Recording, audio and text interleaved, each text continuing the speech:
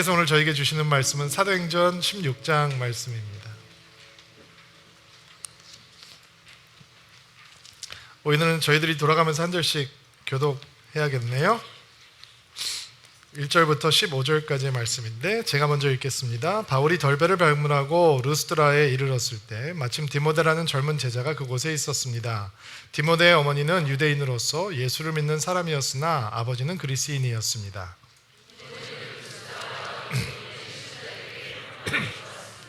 바울은 전도 여행에 디모데를 데려가고 싶었습니다. 그런데 디모데의 아버지가 그리스인이라는 것을 그 지방에 있는 모든 유대인들이 다 알고 있었기 때문에 바울은 디모데에게 할례를 베풀었습니다.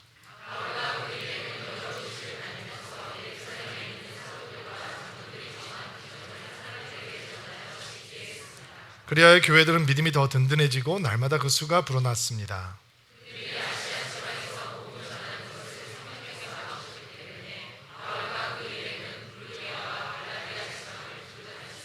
그들은 무시아 지방 가까이 이르러 비두니아로 가려 했습니다. 그러나 예수님의 영이 허락하지 않았습니다. 바울은 밤에 어떤 마게도니아 사람이 바울 앞에 서서 마게도니아로 건너와서 우리를 도와주십시오라고 예언하는 환상을 보았습니다.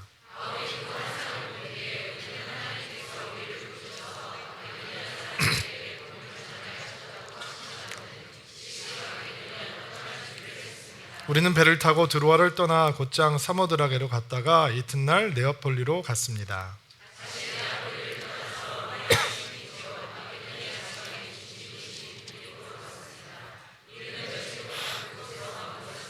우리는 안식일에 기도처가 있을 만한 곳을 찾아 성문 밖 강가로 갔습니다. 우리는 그곳에 앉아 모여든 여자들에게 말하기 시작하였습니다.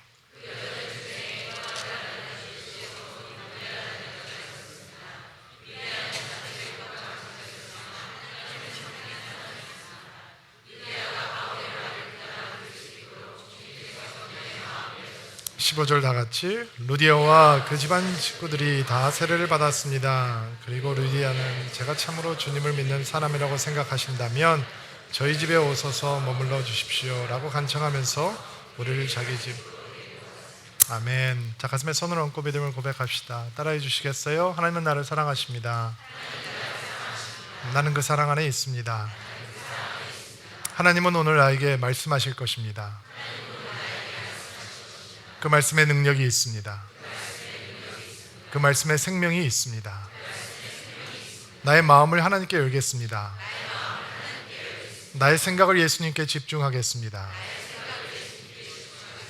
들은 만큼 변합니다. 들은 만큼 행복해집니다. 2차 선교여행을 준비하던 바울과 바나바가 다퉜어요. 헤어지게 되죠. 마가를 데리고 갈 것이냐 말 것인가의 문제를 가지고 다투게 되었습니다. 다투는 것은 하나님의 뜻이 아니었어요. 그러나 인간의 부족함과 연약함에도 불구하고 복음의 전진이라고 하는 하나님의 뜻은 온전히 이루어졌어요. 버림받았던 마가는 나중에 바울이 가장 힘들고 외로울 때 그는 나에게 꼭 필요한 사람이다 라고 간증을 할 만큼 하나님께서 꼭 있어야 하는 귀한 종으로 변했어요. 우리가 읽고 있는 두 번째 복음서 마가복음은 그가 기록해 놓은 책이었죠. 사도행전 16장은 사도 바울의 2차 선교여행의 시작이에요. 오늘 제가 지도를 좀 보여드릴 텐데 이 지도가 저희들이 이제 2차 선교여행을 진행하면서 이 지도가 여러분 마음속에 머릿속에 이제 들어있어야 돼요. 1차 선교여행은 어떻게 시작을 했냐면 시리아 안디옥으로부터 출발을 해서 키프로스 섬에 가서 여기서 예수를 증거하고 총독이 예수를 믿고 여기서 배를 타고 버가까지 갔다가 버가에서 비시디아 안디옥으로 이고디온으로 루스드라로 덜베로 그리고 다시 되짚어 와서 돌아온 것이 1차 선교여행. 그리고 1차 선교여행의 키워드는 뭐다? 아시아. 우리가 살고 있는 아시아가 아니라 로마 행정구역이었던 이 소아시아 지역이 첫 번째 키워드인 거예요. 자, 2차 선교여행의 키워드는 뭐다? 기억나지? 유럽. 우리가 알고 있는 키워드를 이해하시면 돼요. 유럽이에요. 그러면 바울하고 바나바하고 다투었기 때문에 다투고 바나바는 자기 고향으로 키프로스 가게 되는 거예요. 그러면 키프로스로 바나바가 가버렸으니까 바울은 따라갈 수가 없죠. 다퉜는데. 그럼 어디로 가겠어요? 당연히 육로를 통해서 이제 되짚어가기 시작하는 것이죠. 자, 육로를 통해서 그가 복음을 전했던 더베, 루스드라까지 왔어요. 제가 성도님들의 얘기를 들어보면 주일날 은혜 받고 일주일 동안 세상에서 사는 게 쉽지 않다면서요. 교회 안에서 사는 것도 쉽지 않아요. 여러분만 그런 거 아니에요. 그러니까 우리가 말씀을 받고 일주일 동안 그 말씀대로 사는 것이 쉽지가 않잖아요. 근데 요즘은 우리가 원하면 인터넷을 통해서도 말씀을 들을 수 있고 책을 볼 수도 있고 성경을 가지고 다닐 수도 있고 나눔을 할 수도 있고 언제든지 교회 갈 수 있는데도 불구하고 힘들어요. 근데 그때는 사도 바울이 저기 지역을 다니면서 복음을 전했어요. 그리고 그들은 사도 바울과 함께 있는 게 아니에요. 사도 바울은 떠났어요. 그리고 그 성도들이 남아있는데 사도 바울이 이제 자기가 개척했던 교회들, 복음을 전했던 교회를 다니면서 그 성도들이 어떻게 지내고 있는지 확인을 하는 거예요. 지금 몇 년쯤 시간이 흘렀는지 아세요? 5년 정도 시간이 흐른 거예요. 그러면 과연 사도 바울이 이 복음을 전했던 곳에서 사람들은 어떻게 하고 있었는가? 1절과 2절 말씀 한번 볼게요. 1절 2절 시작. 바울이 덜베를 방문하고 루스드라에 이르렀을 때 마침 디모데라고 하는 젊은 제자가 그곳에 있었습니다. 디모데의 어머니는 유대인으로서 예수를 믿는 사람이었으나 아버지는 그리스인이었습니다. 디모데는 루스드라와 이고디온 신자에게 좋았습니다. 자, 루스드라에 도착을 해보니까 거기에 디모데라고 하는 젊은 제자가 있는 거예요. 물론 거기에 수많은 성도들이 있었는데 다 바울의 눈에 들어온 것이 디모데라고 하는 사람이었어요. 자, 루스드라라고 하는 것이 어떤 곳이었는지 기억나세요? 여러분은 기억 안 나죠? 계속 설명했는데 기억 안 나요. 어떤 곳이에요? 바울이 돌 맞았던 곳이에요. 여러분이 돌 맞았으면 절대로 잊지 않을 거예요. 근데 바울에게는 그 무시무시하고 지긋지긋한 곳이 루스드라예요. 루스드라에서 안전뱅이를 일으켰는데 나중에는 돌 맞아서 바울이 죽은 줄 알고 사람들이 갖다 버렸잖아요. 자, 바울이 거기로 돌아갔는데 거기에 디모데라고 하는 젊은 제자가 있었어요. 그리고 영적인 스파크가 팍팍 일어나는 거죠. 케미스트리가 통하는 거예요. 거장이 거장을 알아본다고 영적인 거장이었던 사도 바울이 또 다른 영적 거장이 될 수 있는 젊은이 디모데를 발견하고 그 디모데를 자기 사역팀으로 이제 합류시키는 장면이에요. 디모데라고 하는 사람은 어머니가 유대인이고 아버지가 이방인이에요. 무슨 얘기냐? 어렸을 때부터 성경을 배웠던 사람이었다라는 것이죠. 디모데후서 1장 5절 말씀 읽어볼게요. 시작. 나는 그대의 신실한 믿음을 기억하고 있습니다. 그 믿음은 그대의 할머니 로이스와 어머니 유니기에 있었던 것인데 이제 그대가 그 믿음을 물려받았습니다. 할머니와 어머니가 사도 바울을 통해서 예수를 믿게 되었고 물론 디모데도 마찬가지. 그때 너무 어렸었는데 그 믿음을 그대로 전수받아서 사도 바울이 없는 5년 동안 잘 양육되고 있었다는 것이죠. 디모데후서 3장 14절부터 15절 말씀 시작. 그대는 지금까지 배워온 말씀을 계속 쫓아가십시오. 이 가르침들이 진실이라는 것은 그대가 믿을 만한 사람들이 그대에게 이것을 가르쳤습니다. 그대는 어려서부터 성경을 알았는데 이 성경은 그대를 지혜롭게 하여 그리스도 예수를 믿는 믿음을 통해 구원을 얻게 하였습니다. 그대가 믿을 만한 사람들이 그대에게 신앙, 성경을 가르쳤다라는 거예요. 그 믿을 만한 사람들이 누구예요? 바울이기도 하고 수많은 교제했던 사람이기도 하지만 특별히 어머니와 할머니였다는 것이죠. 선교 사역을 통해서 디모데의 할머니와 어머니가 예수를 만났고 디모데를 하나님 말씀으로 잘 양육했어요. 저는 이 자리에 함께하는 모든 자매님들에게 오늘 하나님께 주시는 뜨거운 마음이 생기게 되기를 주의 이름으로 축복합니다. 일단 아멘. 어떤 뜨거운 마음이냐? 여러분 로이스와 유니기가 바울이 돌 맞아서 피를 철철철철 흘리고 넘어지는 것을 본 사람들이에요. 바울이 돌 맞을 이유가 없어요. 돌 맞을 이유는 단 한 가지예요. 예수를 믿고 예수를 전하기 때문이에요. 그리고 돌 맞았어요. 그런데 그 예수를 믿는 아들로 키웠다는 거예요. 대단하죠.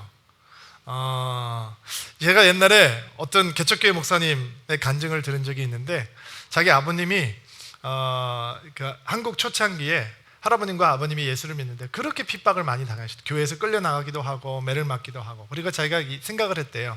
절대로 자기는 목사가 안 될 거라. 사람의 마음이 그런 거잖아요. 자기 자식이 고생하기 바라는 어미가 어디 있겠어요. 근데 유니게와 로이스가 만난 하나님은 어떤 하나님이냐? 예수 믿으면 돌 맞을 수도 있는 하나님이었던 거예요. 그럼에도 불구하고 어렸을 때부터 할머니와 어머니가 누구를 가르치고 키우고 있었다? 예수를 가르치고 키우고 있었다라는 것입니다. 엄청난 어머님의 영향력을 봅니다. 요즘 아이들이 이 회사에서 부서를 정하기 전에 엄마한테 전화한대잖아요. 엄마, 나한테 총무부로 가라는데 갈까 말까, 뭐 마케팅 부서로 가는데 엄마 어디를. 엄마의 영향력이 어마어마한데요. 여러분, 오늘 새로운 마음이 들게 되기를 주의 이름으로 축복합니다. 말씀으로, 기도로, 하나님의 길로, 세상의 길이 아닌, 세상에서 잘 되는 길이 아닌, 세상 사람들이 찾는 길이 아닌 믿음의 길로 인도할 수 있는 어머니들이 되기를, 할머니들이 되기를 주의 이름으로 축복합니다. 디모데가 아무것도 없는 척박한 이방 땅에서 오직 어머님의 양육과 기도로, 그리고 할머님의 중보와 양육으로 하나님의 사람으로 커가고 있었습니다. 디모데가 어떤 사람이냐면 바울의 후계자 같은 사람이에요. 젊었지만 절대로 얕볼 수 없는 엄청난 내적인 영적인 내공을 가진 아름다운 하나님의 사역자로 커갈 수 있는 사람이었어요. 그리고 그런 포텐셜을 가지고 있는 디모데였기 때문에 사도 바울은 그를 만나자마자 그를 절천후 복음을 전할 수 있는 병기로 삼으려고 합니다. 3절 말씀 읽어볼게요. 바울은 전도 여행에 디모데를 데려가고 싶었습니다. 그런데 디모데의 아버지가 그리스도인이었다는 것을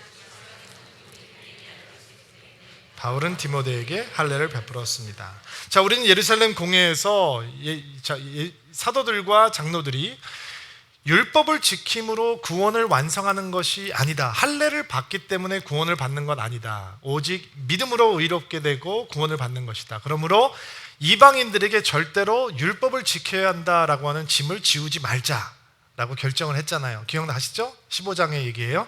그리고 이방 사회에 살고 있던 사람들이 복음에 합당한 삶을 어떻게 살 것인가 4가지 결정을 하잖아요. 그 4가지 결정은 뭐였죠?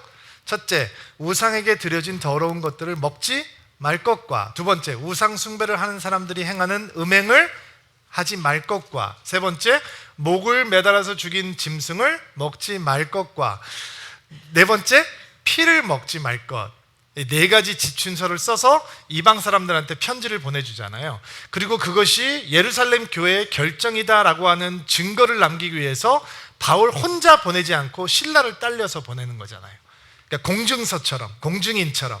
그런데 지금 사도 바울은 이방 교회에 막상 도착해서 엄청난 포텐셜을 있는 젊은 제자를 만난 다음에 사역팀에 콜링을 하는데 제일 먼저 하는 일이 무엇이냐? 할례를 베푸는 거예요.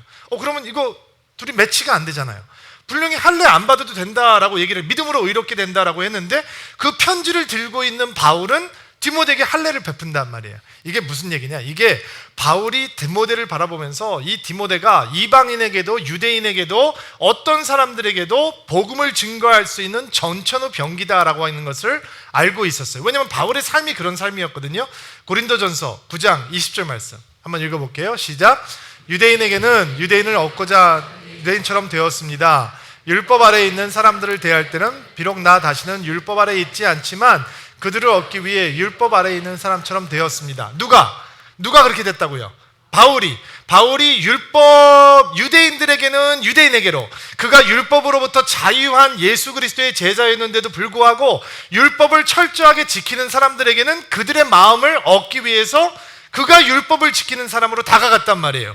그런데 디모데라고 하는 사람은 어머님은 유대인이에요. 아버지는 그리스도인이에요.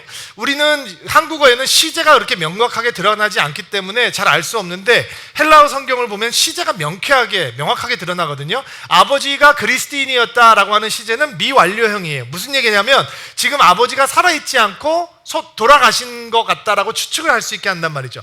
아버님은 이방인이었는데 돌아가셨어요. 엄마의 영향력에 살고 있어요. 그리고 그는 이방인에게는 우리 아버지 그리스도인이야 라고 얘기할 수 있는 복음 전도자로, 유대인들의 댁에 가서는 나 할례 받았어, 우리 엄마 유대인이야 라고 나 율법을 지키고 살고 있어 라고 얘기하는 전천후 복음 증거자로 만들기 위해서 구원을 위한, 할례가 아닌 사역을 위한, 복음을 전도할 수 있는 기회를 더 확보하기 위한 할례를 베풀게 되었다라는 것입니다.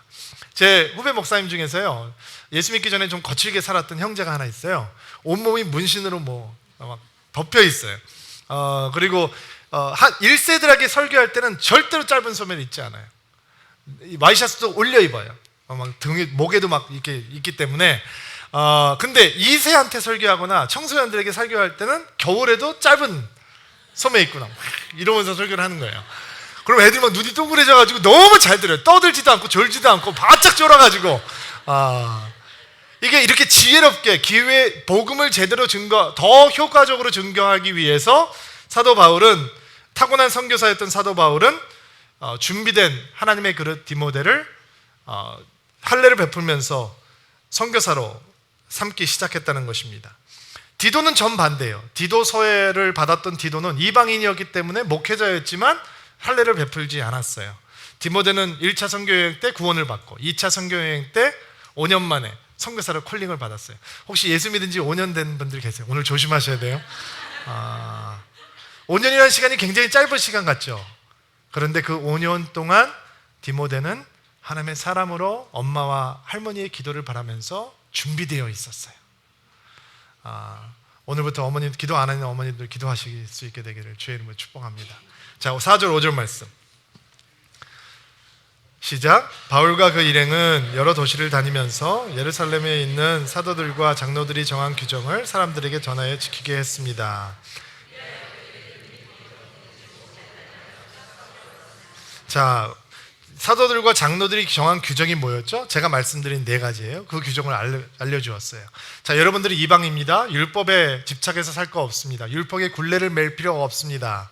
당신들은 그러나 이렇게 복음에 합당하게 사십시오. 이 진리를 가르쳐주니까 교회가 믿음이 견고해졌다는 거예요. 근데 견고해진 것으로 끝나는 것이 아니라 5절 보세요. 날마다 수가 불어났다라고 얘기를 하죠. 여러분 혹시 목회자들이 이런 얘기 하는 거 들어본 적 있어요? 우리는 작지만 강하게 키운다.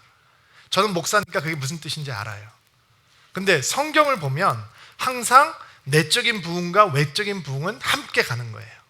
그러니까 우리가 은혜가 있으면 우리는 성장할 수밖에 없는 거예요. 우리가 성장 안 하면 저와 신목사가 은혜가 없는 거예요. 우리가 은혜가 없는 거예요. 저와 신목사의 설교가 정말 날성검처럼 하나님의 말씀으로 선포되기 시작하고 여러분의 영혼을 깨우기 시작하고 우리의 모임이 성령 충만하고 우리가 눈물이 있고 우리가 만나면 하나님께서 역사하시면 문을 닫아놔도 문을 뜯고 사람들이 들어온다니까요. 사람들이 앉아서 예배 드릴 공간이 없으면 서서라도 예배를 드린다니까요. 예배를 더 하나 만들어 달라고 교회에 요청을 한다니까요. 그러니까 우리의 은혜 지수와 우리가 부흥하는 것은 함께 가는 것이지 따로따로 떨어져서 가는 게 아니에요. 여러분, 질과 양은 따로 놀지 않아요. 여러분이 부흥하면 여러분 주위에는 예수 믿는 사람들이 모이게 되고 여러분을 통해서 복음의 통로가 될 수밖에 없어요. 저는 서울 드림교회가 이런 영적인 부흥과 양적인 부흥이 넘치는 교회가 되기를 축복합니다. 날마다 구원받는 자가 늘어갈 수 있는 하나님의 공동체가 되기를 원합니다. 하나님께서 바울에게 선교 여행을 시작하게 하셨으니까 바울이 이제 새로운 개척지를 향해서 나아갑니다. 6절, 7절 말씀 읽어볼게요. 시작.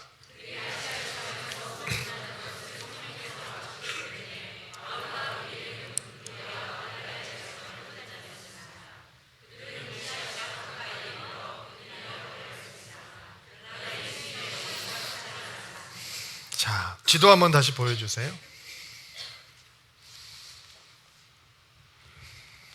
아시아라고 하는 지역은 이 지역을 아시아 지역이라고 얘기를 해요.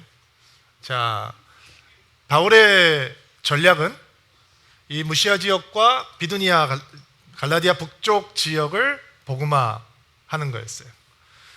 그리고 이 남부 지역부터 올라가기 시작하는 거죠. 그런데 하나님께서 길을 막으셨어요. 사역하는 것을 허락하지 않으셨어요. 이 지방을 두루 다녔는데도 불구하고 어떤 간증도 사역의 결과도 나오지 않죠. 그러니까 하나님께서 이 지역을 다니는데 사역의 열매를 없도록 하셨어요. 막으셨어요. 복음을 전할 수 있는 기회를 허락하지 않으셨다라는 거예요.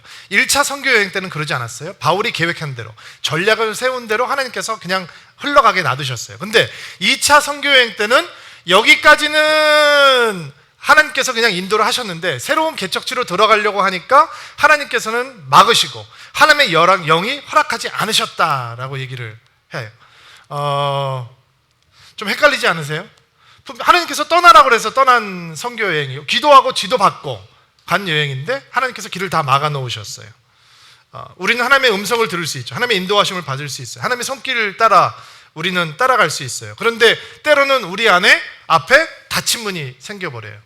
그런데 모든 닫힌 문을 성령께서 막으셨다라고 사도 바울이 이해하는 건 아니에요. 전혀 반대의 경우도 있었어요.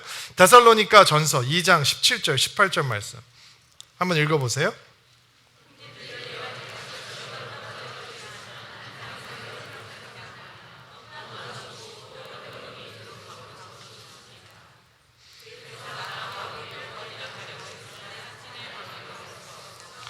자, 데살로니가에 가고 싶었을 때 못 갔다고 했을 때는 사도 바울은 그것이 누구의 방해다?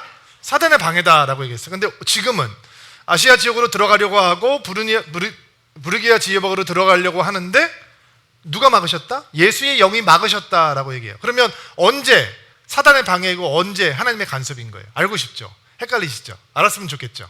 여러분 안에도 어떨 때는 닫힌 문이 있고 어떤 열린 문이 있는데 아니 도대체 어디를 가야 되지? 분명히 음성 듣고 여기까지 왔는데 하나님께서 다 길을 막아 놓으셨네? 잘 되는 거 없네?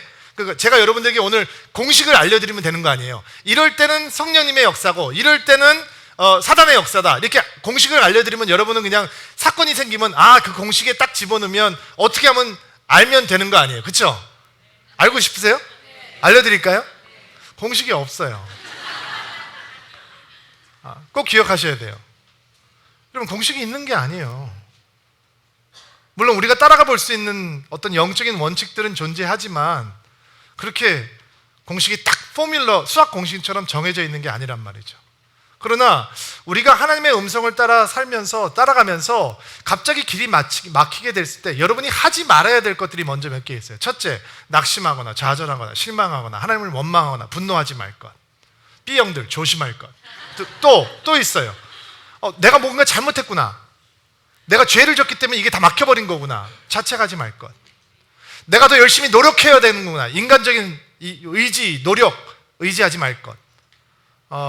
또 이 끈기 있는 사람들, 뚝심 있는 사람들, 밀어붙이기 좋아하는 사람들, 주여 믿습니다. 금식하고 철야하고 아침 작정하고 막 이렇게 금식 작정하고 하는 사람들, 때로는 그것이 오히려 하나님의 뜻을 찾아가는데 방해가 될 수 있다는 것도 인정하셔야 돼요. 다만 우리가 사도 바울처럼 분명히 주의 음성을 듣고 어느 방향을 향해서 움직일 때 갑자기 길이 막힐 때 우리는 이것이 사단의 개입인가 하나님의 역사인가 어떤 포뮬러를 찾으려고 하지 말고 그런 일들을 만나면 그 닫힌 문 앞에서 우리는 우리의 내면을 살피는 연습을 해야 돼요.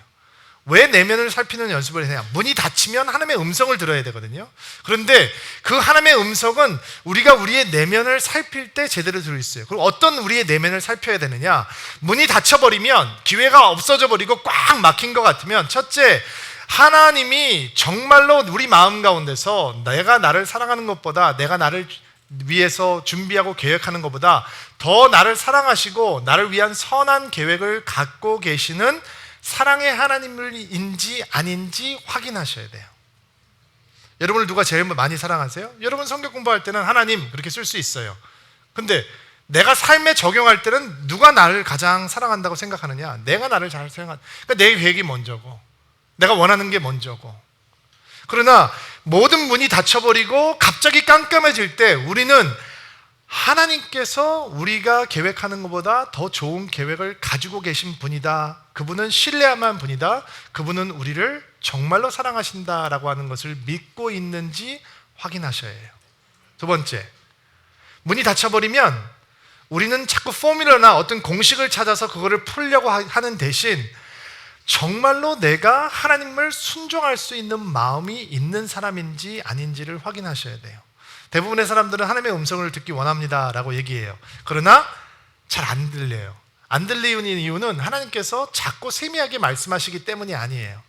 하나님께서 확성기를 틀어놓고 말씀하셔도 잘 안 들리는 이유는 내가 순종하고자 하는 마음이 없는 거예요. 아무리 얘기를 해도 내가 원하는 게 이거니까 이거를 가라라고 얘기하지 않으시면 안 들리는 거죠. 제가 이게 옛날에 교회를 개척하기 위해서 교회에다 사표를 냈었어요. 미국에 있었을 일이에요. 노회에서 교회를 준다는 거예요. 노회가 건물들을 가지고 있고, 근데 빈 교회가 있는데 젊은 사역자들이 거기 들어가서 목회를 할 수 있도록 교회를 공짜로 준다는 거예요. 누가 안 하겠어요? 그러니까 우리가 당신들을 도와줄 테니까 거기 들어가서 새로운 제너레이션들을 위해 열심히 목회하라는 거예요. 너무너무 기쁘더라고요. 근데 제가 멘토들이 많이 계셨어요. 제 신앙과 삶을 인도해주는 근데 제가 어느 멘토들에게도 내가 이런 기도 제목을 가지고 있다라고 얘기하지 않았어요. 왜요? 나는 그들이 반대할까봐 너무너무 두려웠어요. 그 대신 제가 금식했어요. 일주일 동안 금식하면서 내가 그 교회 가서 기도했어요. 하나님, 이 교회를 가득 채워주십시오. 믿지 않는 사람들로 가득 채워주십시오. 주여 주십시오. 막 보이는 거예요. 말씀도 막 보이고 마음의 뜨거움도 생기고 마음의 평강? 그럼요, 평강했어요. 그리고 같이 기도하는 사람들이 우리를 막 축복해 줬죠. 근데 하나님께서 저에게 들리고 주시고 있다는 말씀은 내가 그렇게 막 집착하고 하니까 들리질 않는 거예요. 근데 일주일 동안 금식을 하고 제가 제 아내한테 뭐라 그러냐면, 내가 여보 2년 동안은 월급을 못 받으니까, 받을 수 없으니까 사례비를 못 받으니까 당신이 그냥 알아서 살아. 이렇게 얘기를 통보를 했어요. 근데 그 통보가 끝난 다음에 이제 저희 멘토들이 저에게 연락을 하시는 거예요. 잠깐 만나자. 당신 이렇게 중요한 일을 왜 의논하지 않고 혼자 결정하고, 아주 그렇게 준비도 안 된 사람이 목회를 하겠다고 그렇게 해버리면 어떡하냐, 이런 얘기, 막 듣기 싫은 소리가 들리는 거예요. 어느 게 하나님의 음성일까요? 금식하면서 성경을 펼치면서 내 입을 크게 열라 내가 채우리라, 뭐 이런 얘기가 하나님의 음성이었을까요? 아니면 멘토들이 와서 너 아직 목회할 준비가 안 됐는데 지금 목회한다는 게 무슨 소리야 라는 게 하나님의 음성이었을까요? 여러분, 순종할 마음이 있으세요? 순종할 마음이 없으면 하나님이 확성기에다 대고 마이크에다 대고 얘기를 하셔도 잘 들리지 않아요. 문이 막혀버렸다 그러면 그 뜻이 무엇일까라고 생각하기 전에, 찾기 전에 내가 대가가 무엇이든지 간에 하나님을 온전히 순종할 수 있는 진정한 마음이 내게 있는가, 내가 진짜 그 순종을 분들 수 있는 믿음으로 무장되어 있는가, 다시 한번 확인하셔야 돼요. 또 하나, 우리 앞에서 길이 확 막혀버린다면 정말 내가 하나님과 친밀한 가운데 거하고 있는지 아닌지 확인하셔야 돼요. 여러분, 누가 하나님의 음성 듣는지 아세요? 친한 사람이 들어요. 친하다는 게 꼭 성경을 읽고 기도하고, 물론 그것도 친하게 통로가 되는 것 하지만 어떤 사람은 평소에 살면서 전혀 하나님에 대해서 관심이 없는 사람이 있어요. 하나님께서 원하시는 게 뭔지, 하나님께서 기뻐하시는 게 뭔지, 그냥 내가 열심히 살고 교회 열심히 나오는 것을 만족하는 분이 있어요. 근데 잘 안 들리죠. 그러면 평소에 정말 하나님 앞에 관심이 있는 사람, 하나님의 역사에 관심이 있는 사람, 내가 하나님보다 앞서지 않는, 내가 파도를 일으키려고 하지 않고 하나님께서 일으켜 놓은 파도를 타기를 소망하고 있는 사람들, 내가 하나님과 가까이 가기를 간절히 원하는 사람들, 바로 그 사람들이 닫힌 문 앞에서 하나님의 이 젠틀한 소리를 듣게 되는 것입니다. 바울 앞에서 문이 쾅 닫혔어요. 그 열정이 있는 선교사가 어떻게 했을까요? 잠잠히 있었던 것 같아요. 아무리 다녀도 사역의 열매가 없으니까, 그러니까 하나님 앞에 기다렸던 바울에게 하나님께서 음성을 들려주기 시작하세요. 자, 8절, 9절 말씀 읽어보겠습니다. 시작.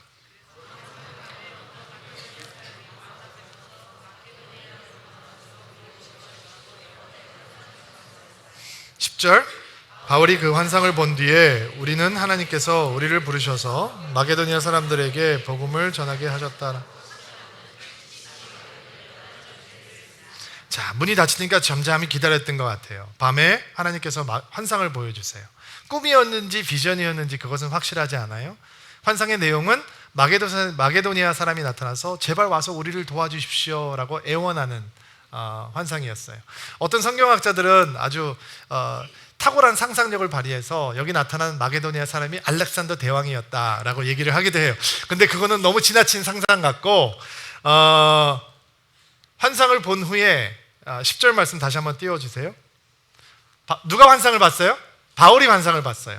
그 환상을 본 것을 해석하는 것은 누구예요? 거기 보니까 우리는 이라고 하는 1인칭 복수 주어가 등장을 해요. 여태까지는 그들은 이라고 하는 3인칭 복수였는데, 지금 여기서는 환상을 본 다음에 그 환상의 의미가 이것이다 라고 생각했다 라고 얘기할 때는 1인칭 단수 복수예요. 그러면 그 우리라고 하는 사람이 누가 들어가 있느냐? 바울, 또 같이 떠났던 실라, 또 제자가 되었던 디모데, 그리고 또 누가 이 사도행전을 쓰고 있는 누가, 그들이 환상을 해석하는데 같은 마음을 품었다는 거예요. 굉장히 중요한 일이에요. 바울이 혼자 환상 보고 바울이 혼자 해석하고 바울이 혼자 적용하고 모든 사람이 따라간 것이 아니라 환상을 보고 그 환상을 나누었을 때 그 환상의 의미가 하나님께서 우리를 마게도니아로 부르시는구나, 아시아가 아닌 마게도니아로 부르시는구나 라고 하고 그들이 마음이 합일해서 그 다음 단계로 움직였다라는 얘기죠. 하나님께서는 이렇게 환상을 통해서 우리에게 말씀하실 수 있어요. 일단 아멘. 성경에도 보면 그런 일들이 나오죠. 그러니까 그런 일들은 가능해요. 그러나 여러분이 꾸는 모든 꿈이 의미를 가지고 있는 건 아니에요. 어떤 분들은 하나님께서 꿈을 통해서 얘기해 주신다라고 경험하는 분들이 있어요. 그러실 수 있어요. 그러나 우리가 매번 꿈을 꾼 다음에 그 꿈이 이런 의미였구나 라고 계속 연관성을 갖는 건 그렇게 건강하지 않은 영성이 될 수 있어요. 우리한테는 말씀이 있으니까 말씀과 하나님께서 우리에게 주시는 비전이 합일할 때 우리는 그것이 하나님께서 주신 것이라고 담대하게 생각할 수 있죠. 또 여러분들께서 저희 같은 목회자를 신뢰해 주시는 건 굉장히 감사한데, 여러분이 꿈을 꾸고 저한테 오셔서 목사님 제가 어저께 이런 꿈을 꿨는데요 도대체 무슨 뜻인지 모르겠어요. 저도 몰라요. 네, 저도 제가 영역이 좀 부족해요. 근데 하나도 안 창피해요. 그거는요. 말씀을 하시면 제가 당황스러워져요. 저도 잘 모르겠는데요 라고 얘기를 하면 여러분은 굉장히 실망스러운 표정을 가지고 돌아가시게 될 거고, 그러나 저는 요셉이 아니에요. 저는 다니엘이 아니에요. 저는 여러분의 꿈이 무슨 뜻인지 잘 몰라요. 그렇지만 우리는 여전히 하나님의 인도하심을 받을 수 있고 하나님의 음성을 들을 수 있어요. 환상을 보는 것보다 중요한 건 그것을 바르게 해석하는 거잖아요. 그리고 바울은 그 일을 혼자 하지 않았다는 거예요. 그들의 선교팀과 함께하고 하나님께서 다음 인도하시는 이 목적지를 향해서 나아가기 시작하죠. 그것은 마게도니아였어요. 자, 11절부터 15절까지의 말씀 여러분 같이 한번 읽어주세요. 시작.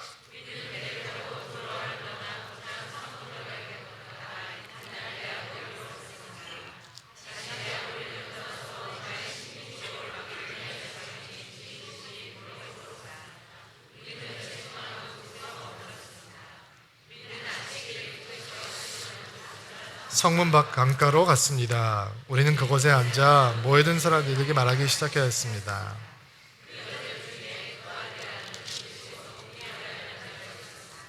루디아는 자주색 옷감 장수였으며 하나님을 섬기는 사람이었습니다. 루디아가 바울의 말을 귀담아 들을 수 있도록 주님께서 그녀의 마음을 여셨습니다.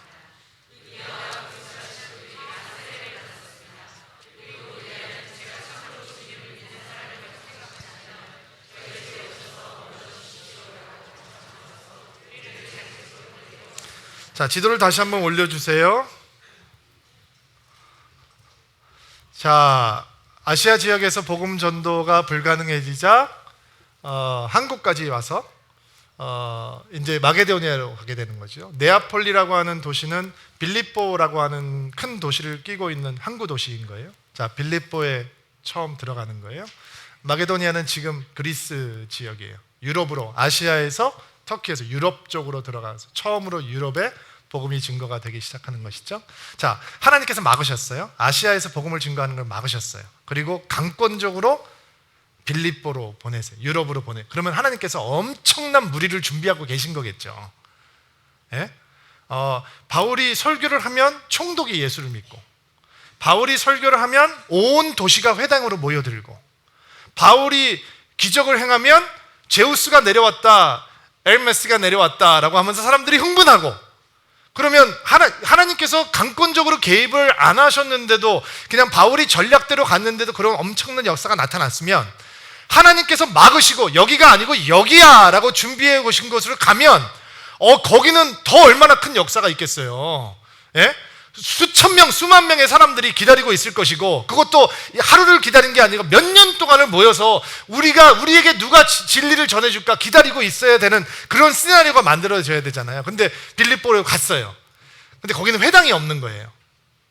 바울의 전략은 유대인들이 모여있는 회당에 가서 구약을 얘기하면서 메시아가 예수다라고 하는 것을 설명하는 거였는데, 회당이 만들어지려면 유대인 남자 10명이 있어야 되는데 빌립보라고 하는 큰 도시에는 유대인 남자 10명이 없었던 거죠. 유대인 파퓰레이션이 없는 거예요. 거기에 가서 있는데도 불구하고 말씀을 증거할 수 있는 기회를 찾지 못하다가 우연히 성 바깥에 강가에 소수의 기도하는 여인들이 모이는 곳이 있다라는 정보를 갖게 되고 안식일이 되니까 그 강가에 가서 여자들을 만나게 되는 거예요. 당시 여성들의 지위가 어떤 건지 여러분 제가 설명하지 않아도 되죠. 바울이 얼마나 실망했을까? 여러분 같으면 할렐루야 아멘이에요? 아시아에 지금 내가 총독까지 예수 믿게 한 사람인데 도시가 다 내 설교 때문에 들썩들썩 했는데 하나님께서 여기가 아니라 저기야. 갔더니 여자들만 있어요. 강가라고 해서 한강 같은데 생각하시면 안 돼요. 제가 여기 가서 예배 드려봤거든요. 이 사도 바울이 루디아를 만났을 곳이라고 추정하는 곳에 가서 예배를 드려 시내 작은 시내가에 여인들이 모여있는 아주 초라한 모임에 하나님께서 인도해 주셨어요. 여러분 같으면 할렐루야 아멘? 아닐걸요? 제가 옛날에 청소년 사역을 할 때 우리 학생부에 아주 이 다혈질의 그냥 사고뭉치에 꼴통 같은 녀석이 하나 있었어요. 제 제자인데 얘가 대학교 가더니 은혜를 받고 아주 조그만 교회 가서 전도사를 하는 거예요. 어느 날 저한테 전화가 왔어요. 목사님 저희 수련회 하는데 설교 한 번만 해주세요. 금요일날 저녁에 설교를 해달라는 거예요. 갔어요. 3시간 반 걸려요. 그럼 올 때도 7시간을 가야 되는 거죠. 왔다 갔다. 그래서 제자가 해달라니까 갔어요. 근데 도착을 했는데 아무도 안 온 거예요. 나는 가서 강사가 갔는데 거기에 불이 다 꺼져 있어요. 그때는 핸드폰을 쓰던 시절 전 삐삐를 차고 뭐 연락할 길도 없고 거기서 1시간도 넘게 기다렸어요. 1시간 반을 기다렸냐. 그러니까 이제 차가 2대가 도착을 한 거예요. 근데 너무 당황스러운 건 교회 버스가 없는 거예요. 교회 본고차가 와야 되는데 거기 애들이 우르르 타고 몇 대가 와야지 이제 수양회가 지내는. 딸랑 승용차 2대가 온 거, 승용차 한 대는 뒤에는 또 뒷좌석에는 드럼이 뒤에 드럼. 그러니까 뭐 5명인가 6명이 내리는 거예요. 그러더니 제가 야 교회 버스 왜 안 와? 그러니까 없대요. 교회 버스. 이게 다래요. 마음이 어려워지더라고요. 그래서 제 제자니까 제가 뭐라고 얘기는 못하고 그랬더니 6명이서 예배를 드리는데 그때 드럼 세팅하고 기타 세팅하고 키보드 세팅하고 3명이서 예배 인도하고 3명이 앉아서 예배를 드리는 거예요. 진짜 어렵더라고요. 그리고 나보고 설교를 하라는 거예요. 그리고 설교하고 뭐 기도에 인도하고 막 안수까지 하고. 그래서 그 꼴통이 어쨌든 전도사가 됐으니까 열심히 해줬어요. 그리고 새벽에 그냥 날이 밝을 때까지 운전하고 내려오는데 내가 이런 모임 다시는 안 간다 뭐 이런 얘기를 했어요. 생각을 했던 기억이 나요. 너무 창피해요. 근데 진짜로 그런 생각을 했어요. 다음부터는 내가 옛사기 전에 좀 알아봐야 되겠다. 근데 시간이 지났죠. 저한테는 아주 좋지 않은 기억, 부끄러운 기억이에요. 근데 15년, 20년 시간이 지났는데 그 중에 거기 있던 아이 중에 하나가 북한 선교사가 되고 하나는 2세 목회자가 되고 하나는 예배 인도자가 되고 그리고 저를 초청해 듣던 그 꼴통 제자 목사가 돼서 한국에 와서 지금 목회하고 있어요. 여러분들 복음의 역사는 모르는 거예요. 놀라운 건 뭔지 아세요? 사도 바울이 그렇게 고생을 하고 우여곡절 끝에 빌립보에 도착을 했는데 빌립보의 유력자들이 수천 명이 모여서 바울을 기다리고 있는 것이 아니라 수소문에서 찾아간 곳이 소수의 여자들이 모여있는 모임이었어요. 근데 바울은 그 작은 출발, 초라한 출발을 전혀 불쾌하게 생각하지 않았다는 거예요. 그리고 이 표현을 보면 사도 바울만 예수님을 증거한 것이 아니라 바울도 디모데도 실라도 누가도 돌아가면서 하나님의 얘기를, 예수님의 얘기를 하면서 거기에 모여있던 여인들에게 복음을 증거했다라는 거예요. 근데 거기 모여있던 여인 가운데 루디아라고 하는 여인이 있어요. 여러분은 그게 이름이라고 생각하시죠? 저도 그렇게 알았는데 이번 주에 공부하면서 그게 형용사처럼 쓰이고 있어요. 그러니까 이게 무슨 뜻이냐면 두아디아 지방은 자주색 옷감을 만드는 염색 공업이 발달해 있는 도시였거든요. 거기다가 자주색 옷감을 띄어서 빌립보에 와서 이제 도매업을 하는 여성 사업가였던 것 같아요. 자주색 옷감은 귀족들이나 왕족들만 있는 고급 옷감이에요. 그리고 이 루디아라고 하는 이 이름은 한국 표현으로 굳이 번역을 해보자면 동대문 아줌마? 이런 식의 뉘앙스가 있는 표현이에요. 그러니까 만났는데 아주 수단 좋은 동대문 아줌마를 만나게 된 거죠. 근데 이 아줌마가 바울이 여기에 도착하기 전에 하나님을 경외하면서 말씀을 배우면서 기도하고 있는 여자였던 거예요. 예수를 모르고 있었지만 근데 와서 예수를 증거하니까 하나님께서 이 동대문 아줌마의 마음을 활짝 열어주신 거예요. 근데 이 동대문 아줌마가 자기 집안 사람들을 꽉 들고 있어요. 꽉 잡고 있어요. 아줌마가 변하니까 누가 변하는 거예요? 온 집안이 세례를 함께 받는 거예요. 그리고 바울과 이 일행을 우리 집에 와서 머무십시오 라고 얘기를 하게 되는 거죠. 뭐가 생기는 거예요? 교회가 생기는 거예요. 그 당시에는 다 가정교회니까 빌립보라고 하는 유럽에 이 아줌마를 통해서 첫 교회가 시작이 되었던 거예요. 바울도 실망하지 않아요. 디모데도 실망하지 않아요. 봄이 없다고 원망하지도 않아요. 그 작은 출발을 통해서 하나님께서는 아시아를 통해서 역사하고 있던 것에서 마게도니아를 통해서 새로운 역사를 시작하는 거예요. 이 마게도니아가 어떤 곳이냐? 여러분, 성경이 무슨 말로 기록이 되어 있어요? 히브리어이, 신약 성경이 히브리 말이 아니라 헬라말로 기록이 되어 있잖아요. 이 마게도니아라고 하는 지역은 그 헬라 사상과 철학과 논리와 모든 것들이 완벽하게 갇혀있던 곳에 복음이 들어가게 되고, 이제 복음은 헬라의 옷을 입고 모든 사람들이 들을 수 있는 언어로, 사상으로, 체계로, 논리로 정리가 되어가기 시작하는 거예요. 그리고 하나님께서 유럽교회의 문을 여시게 된, 이 유럽이라는 것이 어떤 곳이냐면 불과 얼마 전까지만 해도 세계 선교 지도를 좌지우지하던 곳이잖아요. 여러분이 알고 있는 사상, 철학, 문학, 예술, 음악, 건축, 영성, 믿음, 교회 조직, 이것들이 전부 다 유럽에서 나온 거잖아요. 그리고 그 출발은 우리가 보고 있는 작은 시냇가에 소수의 이름도 알려져 있지 않은 여인들을 통해서 시작되었다는 것입니다. 여러분, 하나님의 역사를 어찌 알겠습니까? 아시아를 꿈꾸던 바울에게 마게도니아로 가게 하신 하나님의 깊은 뜻을 여러분 어찌 알겠습니까? 아프리카를 복음으로 흔들었던 리빙스턴이라고 하는 사람은 중국을 가기 위해서 기도하던 사람이었어요. 여러분, 조선에 왔던 언더우드 선교사는 인도에 가려고 열심히 기도하는 사람이었어요. 어찌 알겠습니까? 하나님의 뜻을. 하나님께서는 우리가 계획하고 준비하는 것보다 더 크고 원대하신 계획을 가지고 있는 것입니다. 여러분 앞에 문이 닫힙니까? 하나님께서 더 좋은 거 가지고 계신 것입니다. 믿으셔야 합니다. 여러분 앞에서 아무 갈 길이 없어서 낙심하고 좌절하십니까? 여러분, 그럴 때 우리는 흥분해야 하는 겁니다. 하나님께서 더 좋은 곳으로 준비하고 계시는구나.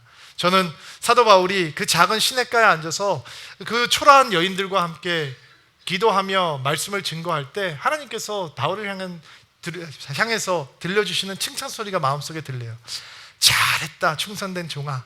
내가 작은 일에 충성하였으니 이제 주인의 기쁨에, 큰 기쁨에 참여하여라.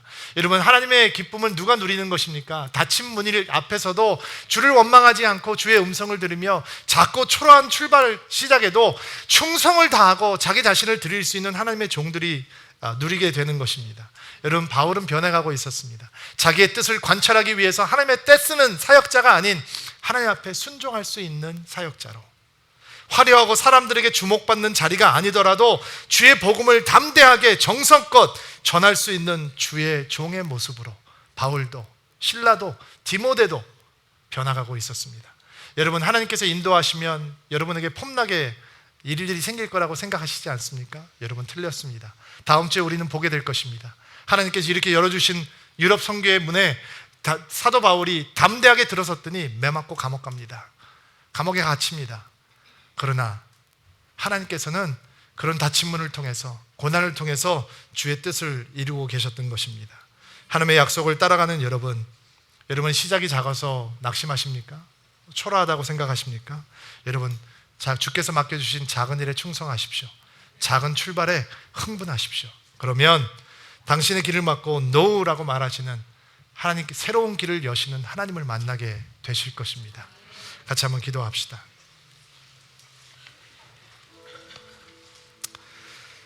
하나님, 사람의 길을 계획하는 것은 우리지만 그러나 그 길을 경영하시고 이루시는 것은 하나님이라고 하는 것을 믿음으로 고백합니다. 우리에게는 주의 지혜가 필요합니다. 우리 앞에서 길이 막혀버릴 때 하나님께서는 더 좋은 계획을 가지고 계신다는 믿음과 신뢰가 필요합니다. 닫힌 문을 열려고 하나님 앞에 때를 쓰는 것이 아니라 다른 길로 인도하시는 섬세한 하나님의 음성을 따라가며 그것이 작고 초라한 시작일지라도 충성할 수 있는 믿음과 영성이 필요합니다. 우리에게 하나님의 긍휼을 베풀어 주셔서 그런 믿음으로 채워 주시옵소서. 이번 한 주간도 주의 말씀을 받음으로 출발합니다. 예수님과 동행하는 저희들 될 수 있도록 도와주옵소서. 예수님의 이름으로 기도하옵나이다.